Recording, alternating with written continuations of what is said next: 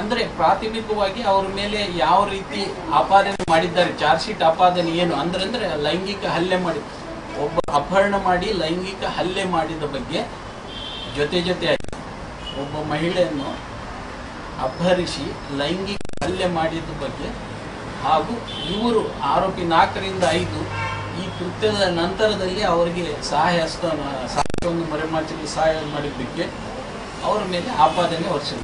Charge ಆಪಾದನೆ ಅಂತ.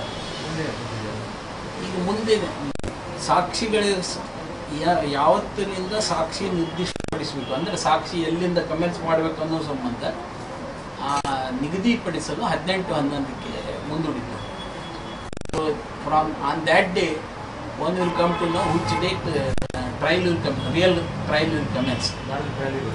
18/11ಕ್ಕೆ ಅದು ಕೂಡ ಫಾರ್ಮಲ್ ಡೇಟ್. ಅವತ್ತು ತಾರೀಕು ನಿಗದಿ ಆಗಿದೆ. ಯಾವತ್ತು probably in month of December enquiry May begin. ಅದಕ್ಕೆ ಸಮನ್ಸ್ ಇಶ್ಯೂ ಮಾಡ್ತಾರೆ. ಅದಕ್ಕೆ ಸಾಕ್ಷಿಗಳಿಗೆ ಎಲ್ಲ ಸಮನ್ಸ್ ಇಶ್ಯೂ ಮಾಡ್ತಾರೆ. ಆ ಸಮನ್ಸ್ ಆದ ನಂತರ ಸಾಕ್ಷಿ ಬಂದಂಥ ಸಾಕ್ಷಿಗಳು ಸಾಕ್ಷ್ಯವನ್ನು ಮಾಡಲಾಗ್ತದೆ.